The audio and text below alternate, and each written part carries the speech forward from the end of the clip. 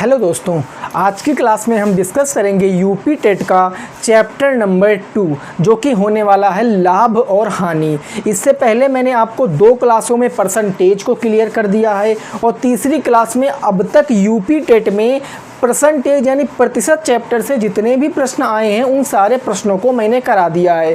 और मैंने ये भी बताया था अगर आप इसकी पीडीएफ लेने चाहते हैं तो कहाँ से आपको 25 क्वेश्चन जो कि प्रीवियस ईयर के हैं वो कहाँ से मिलेंगे वो भी मैंने आपको बता रखा है। तो आइए शुरुआत करते हैं बिना किसी देरी के आज की क्लास को। तो क्लास का नाम है दोस्तों लाभ और हानि। आज की क्लास से आप सीख जाओगे कि किस प्रकार से बिजनेस करना है कि हमें लाभ ही लाभ हो। चलिए शुरू करते हैं। तो सबसे पहले यहाँ पर आपको क्या देखना है, एक टर्म आता है क्रय मूल्य।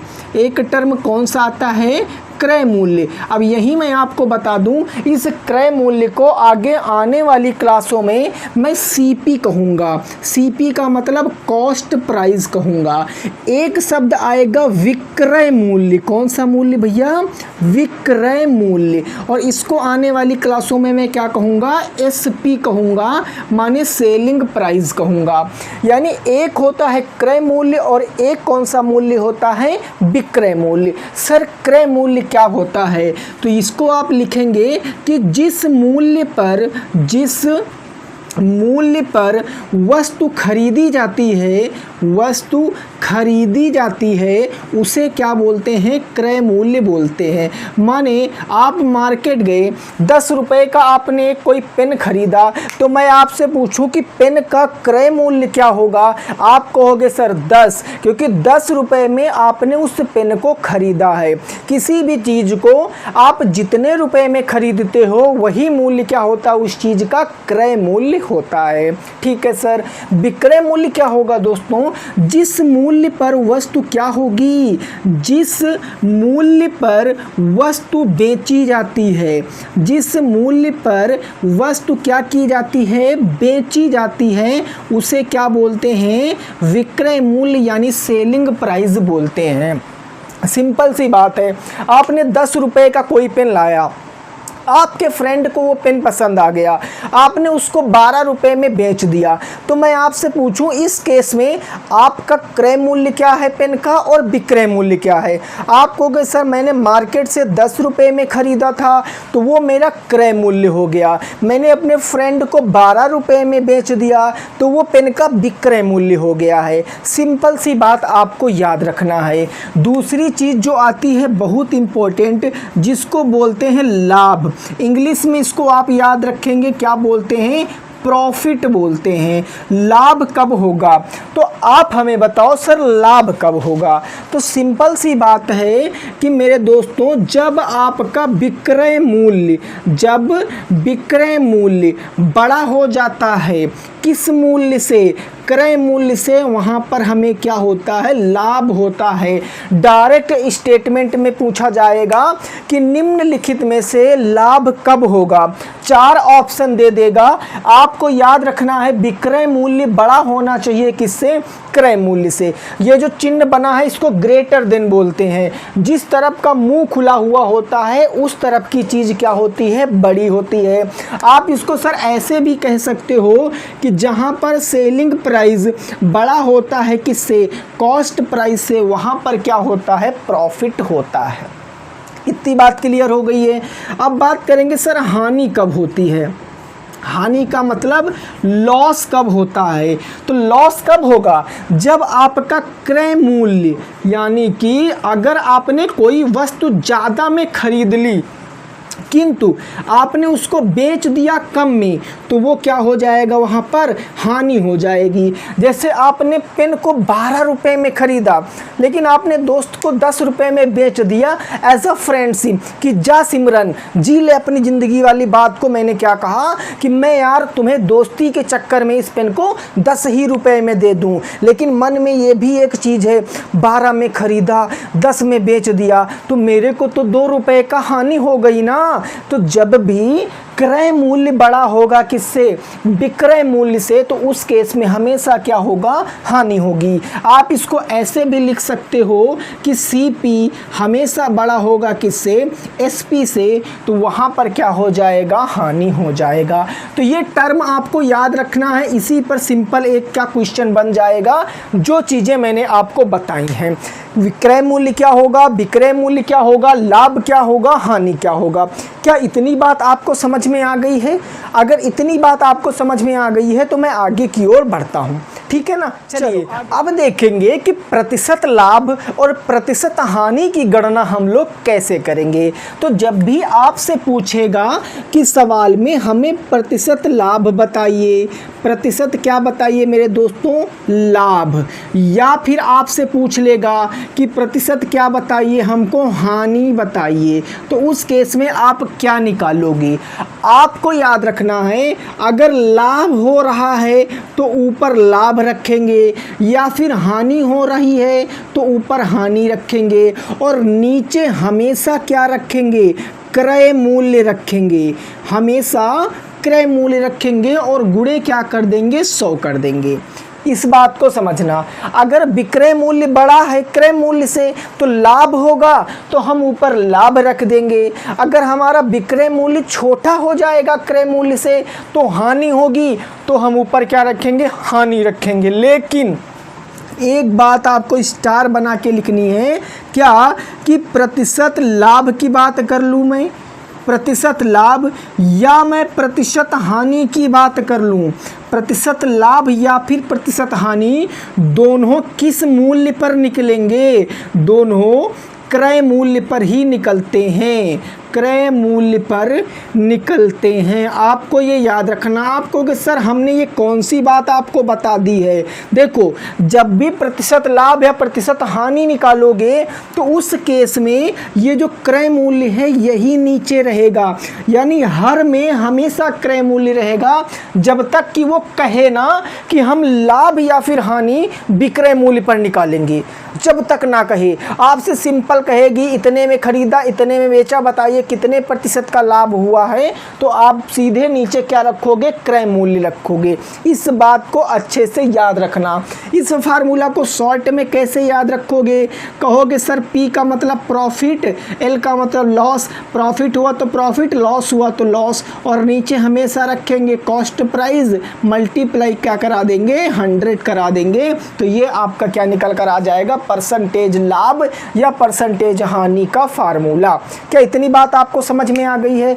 अगर इतनी बात समझ में आ गई है तो हम आगे बढ़ेंगे और आगे चीज़ों को डिस्कस करने की कोशिश करेंगे।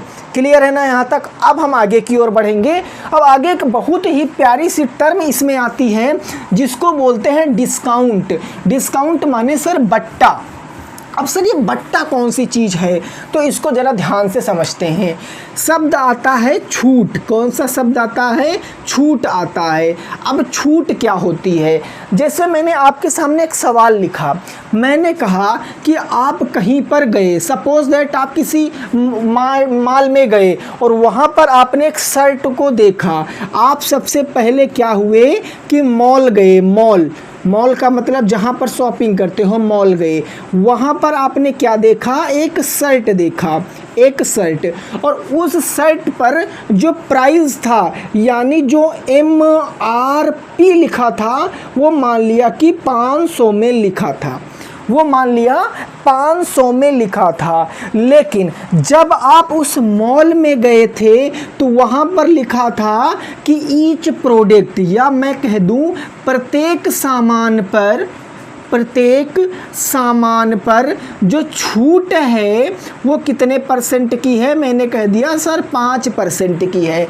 माने इस माल के अंदर आप कोई भी सामान खरीद लो, उस पर छूट कितनी मिलेगी, 5% की मिल जाएगी। आपने सामान देखा जिसका MRP कितना था, 500 रुपये। अब आप जब इस मूल्य को, इस शर्ट को खरीदेंगे तो याद रखना आपको 500 रुपये नहीं देने होंगे। तो सर कितने रुपए देने होंगे, तो उस बात को मैं यहाँ पर समझाता हूँ कि छूट हमेशा किस मूल्य पर दी जाएगी? अंकित मूल्य पर दी जाएगी। अब आप कहोगे सर अंकित मूल्य क्या होता है? अंकित मूल्य को ही दोस्तों बोलते हैं एमपी। एमपी का मतलब, एम का मतलब होता है मार्क्ड और पी का मतलब होता है प्राइस, या ऐसे भी समझ लो एम का मतलब होता है मार्केट और पी का मतलब क्या होता है? प्राइस। या इसी को ये भी कभी कभी सवाल में लिख देता है एमआरपी। एमआरपी का भी लिखेगा तो मार्क रिटेल प्राइस भी हो जाएगा। यानी चाहे एमपी कहे, चाहे एमआरपी कहे, या हिंदी में कह दूं अंकित मूल्य, तो उस पर शर्ट पर जो मूल्य अंकित है उसी मूल्य को क्या बोलते हैं? छूट बोलते हैं। सॉरी, उस अंकित मूल्य है तो जो छूट दिया जाएगा, जो सामान पर छूट दी जाएगी वो किस मूल्य पर दी जाएगी? वो हमेशा अंकित मूल्य पर दी जाएगी। यानी छूट आपसे पूछूं कि किस मूल्य पर दी जाती है, तो छूट हमेशा अंकित मूल्य पर दी जाती है। किस मूल्य पर दी जाती है दोस्तों? अंकित मूल्य पर दी जाती है। यानी कि ये जो है एमआरपी, ये 500 में नहीं आएगा, 500 का 5% आप निकालो। यानी एक्चुअल में जो ये शर्ट है ये 500 का अगर हम 5% निकालेंगे, पहली क्लास में बताया ना प्रतिशत कैसे निकालते हैं, तो 2 जीरो से 2 जीरो कट जाएंगे, यानी कि 25 रुपये की हमें छूट मिल जाएगी। तो जो 500 का शर्ट है वो कितने में मिलेगा सर? 500 माइनस 25 यानी कि 475 रुपये हमको क्या होंगे? देने पड़ेंगे। हो सकता है कि अभी छूट वाला कॉन्सेप्ट समझ में ना आया हो, ऐसा मैं मान कर चलूँगा, क्योंकि ये चीज़ ऐसी है कि हो सकता है एक बार में समझ में ना आया हो, लेकिन मैं इसको और डिटेल में पढ़ाऊँगा, क्योंकि मेरा एक ही मकसद है आपको सिखाना। भले 2 लोग, 4 लोग, 6 लोग, 10 लोग, जितने लोग देखें, लेकिन उनकी समझ में ये कॉन्सेप्ट आना चाहिए। अभी को आप केवल इसका स्क्रीनशॉट लीजिए, फिर हम इसको और डिटेल में समझाएंगे। आप इसका स्क्रीनशॉट लीजिए। आई होप आपने इसका स्क्रीनशॉट ले लिया होगा। अब मैं इसको और डिटेल में बताता हूं कि सर ये छूट किस तरीके से दी जाती है और इसका खेल क्या होता है। जरा ध्यान से समझिए दोस्तों, ध्यान से समझिए। जब भी आपसे कुछ इंपॉर्टेंट चीज़ें लिख रहा हूं यहाँ पर समझना, जब भी आपसे पूछे कि छूट कितने रुपए की निकाले हो, तो छूट कैसे आप निकालोगे? छूट, तो छूट निकालने के लिए आप हमेशा अंकित मूल्य से, जो आपका अंकित मूल्य है उसमें से माइनस कर दोगे कौन सा मूल्य? विक्रय मूल्य, यानी सेलिंग प्राइस आप क्या कर दोगे? माइनस कर दोगे। आप अंकित मूल्य से अगर विक्रय मूल्य माइनस कर दो तो वो क्या आ जाएगी? छूट आ जाएगी। सर पहली बात हो गई है। अगर मैं आपसे पूछूं कि छूट प्रतिशत कैसे निकालोगे, तो छूट प्रतिशत निकालने के लिए आपको ऊपर लिखना है छूट, वो भी किसमें? रुपए में, कि कितने रुपए की छूट मिली है। जैसे मैंने अभी यहाँ प्रतिशत में छूट 500 का लिखा था, 5% का, लेकिन जब रुपए में निकाला तो वो छूट कितनी थी? 25। तो छूट 5 नहीं रखनी होगी, यहाँ कितनी रखनी होगी सर? 25, क्योंकि रुपए में वो होगी। और ये किस पर आ जाएगा? अंकित मूल्य पर। किस मूल्य पर सर? अंकित मूल्य पर। और गुणे क्या कर देंगे? 100 कर देंगे। ये आ गई छूट प्रतिशत की बात, ठीक है। Okay sir. अब जब भी कभी आपसे लाभ निकलवाएगा, क्या निकलवाएगा? लाभ। किस में? रुपए में। लाभ किससे निकलवाएगा? रुपए में। तो लाभ बराबर क्या होगा? आप हमें बताओ। आप कहोगे सर लाभ बराबर होगा विक्रय मूल्य और माइनस क्या हो जाएगा? क्रय मूल्य। अगर विक्रय मूल्य से क्रय मूल्य को घटा देंगे तो कितने रुपए का लाभ हुआ है हमें पता चल जाएगा। अगर सर मैं पूछूं हानि कैसे निकालेंगे, तो हानि निकालने के लिए हमेशा क्रय मूल्य से क्या घटा देंगे? विक्रय मूल्य घटा देंगे, तो वो हमें क्या पता चल जाएगी? हानि पता चल जाएगी। बोलो क्या इतनी बात समझ में आ गई है कि नहीं आ गई है? अगर इतनी बात समझ में आ गई है तो एक छोटा सा प्रश्न जो सोच के उत्तर देना आप लोग। मैं छोटा सा प्रश्न पूछूंगा, बताइए कि प्रतिशत लाभ और हानि किस मूल्य पर निकाली जाती है? ये प्रश्न बताना है। दूसरा प्रश्न बताना है कि प्रतिशत छूट किस मूल्य पर निकाली जाती है। आप इतना अंतर बता दो, बस ये समझ के लीजिए कि आपने आज की क्लास का सारांश सीख लिया है। प्रतिशत लाभ और हानि हमेशा किस मूल्य पर निकलेगी? क्रय मूल्य पर, यानी हर में क्या रहेगा? क्रय मूल्य रहेगा। प्रतिशत छूट किस पर निकलेगी? अंकित मूल्य पर। देखो ना, अंकित मूल्य पर, मार्क्ड प्राइस पर निकलती है। कौन सी? छूट प्रतिशत। क्लियर है दोस्तों इतनी बात? स्क्रीनशॉट लीजिए और फिर कुछ एक एग्जाम्पल कराएंगे ताकि आपका कॉन्सेप्ट क्या हो, बिल्कुल क्लियर हो जाए। फटाफट तरीके से स्क्रीनशॉट लीजिए। आई होप आपने स्क्रीनशॉट ले लिया होगा। अब बढ़ते हैं। देखो, ये लाभ और हानि की पहली क्लास है, इसीलिए सारे कॉन्सेप्ट आपको सिखाते हुए चल रहा हूँ। उसके बाद देखना, जब मैं क्वेश्चन कराऊंगा तो आपको बहुत मज़ा आने वाला है। सिंपल सी सवाल मैं लिखता हूँ, है ना, सिंपल सा सवाल। चलिए जी, क्वेश्चन नंबर 1 मैंने कहा कि मैं सिंपल सवाल, ये मैं समझ रहा हूँ कि कक्षा 5 या 4 का सवाल लिख रहा हूँ। क्रय मूल्य है 1722 रुपये और जो विक्रय मूल्य है वो मैंने कह दिया 1844 रुपये। हमें सिंपल ये प्रश्न बताओ, इस सवाल का जो पहला प्रश्न है, आप हमें बताओ लाभ हुआ है कि हानि हुई है। सिंपल सी बात हमें ये बताओ कि पहले सवाल में लाभ हुआ है कि हानि हुई है। जो क्रय मूल्य है वो 1722 रुपये है, जो विक्रय मूल्य है वो 1844 रुपये है। अब कई लोग सीख गए होंगे क्या कि सर अभी आपने बताया कि क्रय मूल्य जो है वो विक्रय मूल्य से यदि छोटा होता है, अगर क्रय मूल्य विक्रय मूल्य से छोटा होता है तो उस केस में क्या होता है? सर उस केस में लाभ होता है, हानि तो होती नहीं है।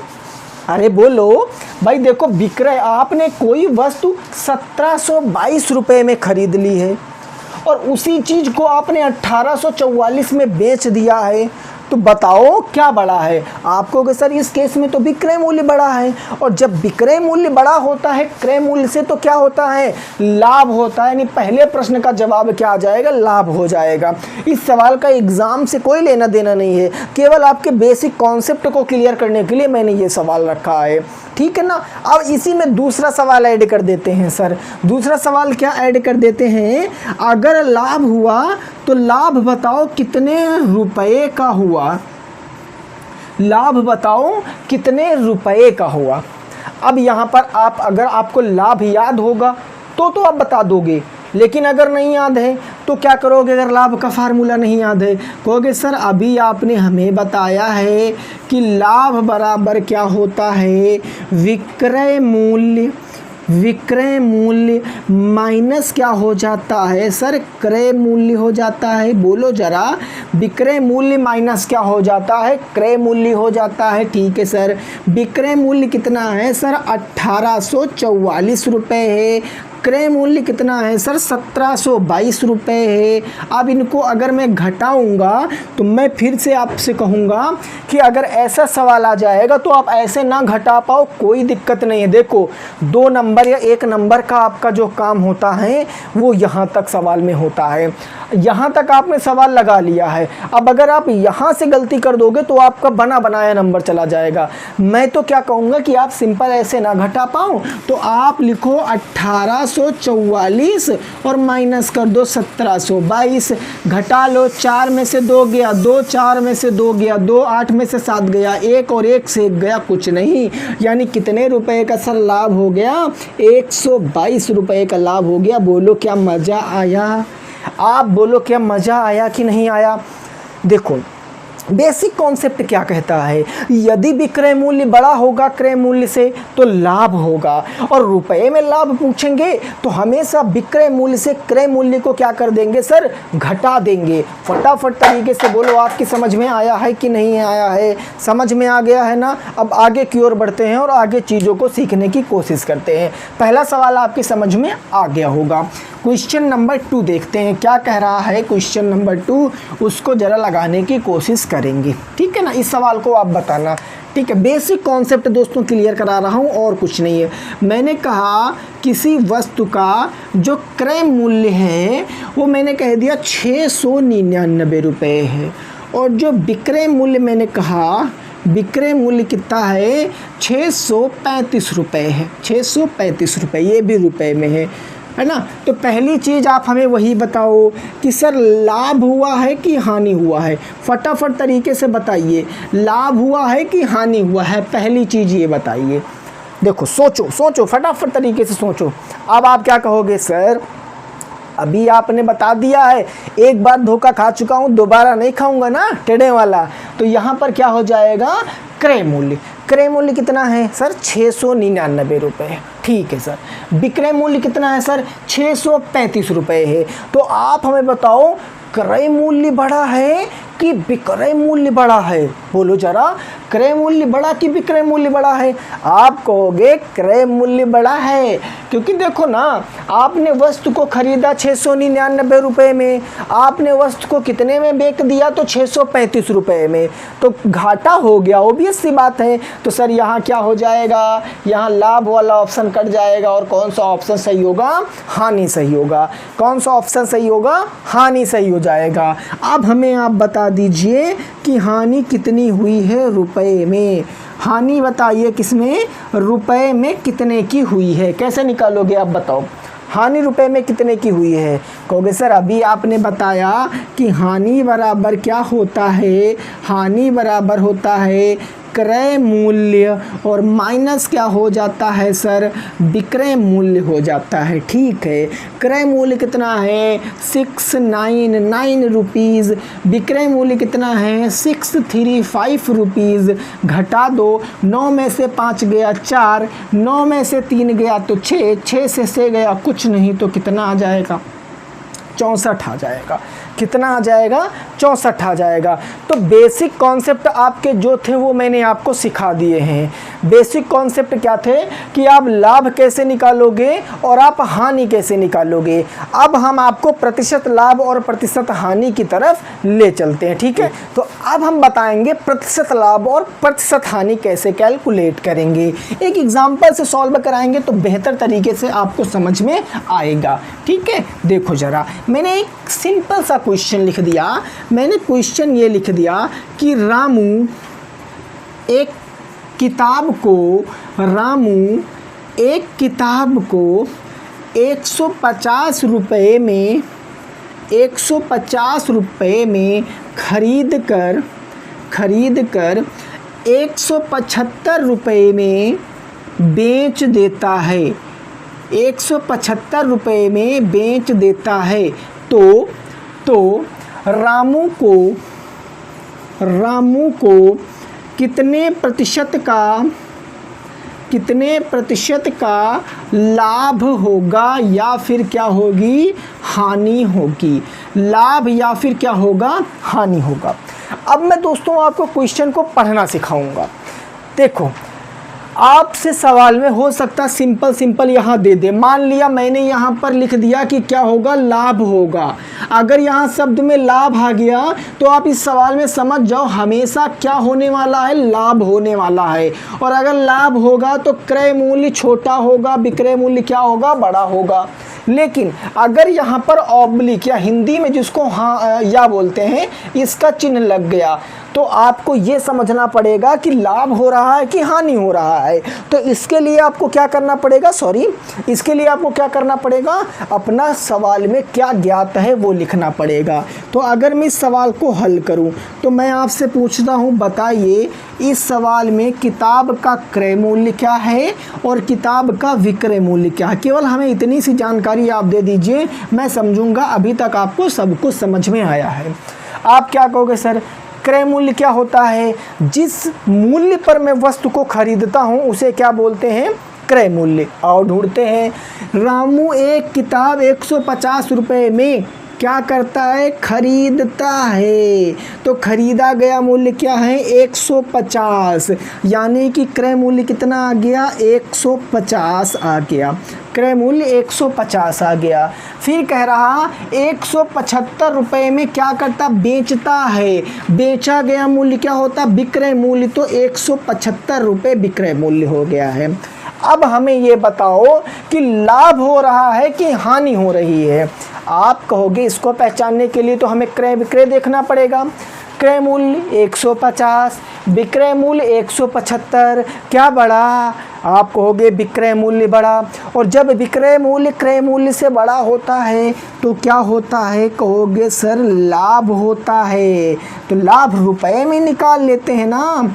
रुपए में लाभ निकालने के लिए विक्रय मूल्य माइनस क्या करेंगे? क्रय मूल्य करेंगे। देखो मैं एक चीज़ यहाँ क्लियर करा दूँ, जिसको लग रहा हो कि सर इस तरीके से हम एग्ज़ाम में सवाल लगाएंगे तो टाइम लगेगा, तो मैं आपको बताऊं इस सवालों को बिना पेन से हम मन ही मन में उड़ाना आपको सिखा देंगे, लेकिन उसके लिए आपको कॉन्सेप्ट आना बहुत ज़रूरी है।